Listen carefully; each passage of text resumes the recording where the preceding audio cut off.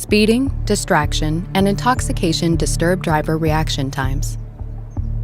We can address this by lowering speed, alerting a driver to a threat, and by detecting an intoxicated driver. Driver monitoring cameras allow the car safety to take action when necessary to keep people safe, inside and outside the car.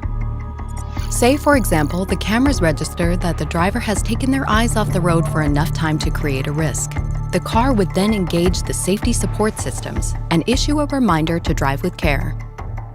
If the driver doesn't respond to this, the car enters an emergency state. This would also happen if the driver closes their eyes for a long time, doesn't maintain a hold of the steering wheel, or starts to drive erratically. Here, the car reduces its speed and alerts Volvo on call, which immediately contacts the driver. If the driver doesn't respond or if behavior doesn't improve, an emergency stop is activated, at which time the car safely pulls over to a stop.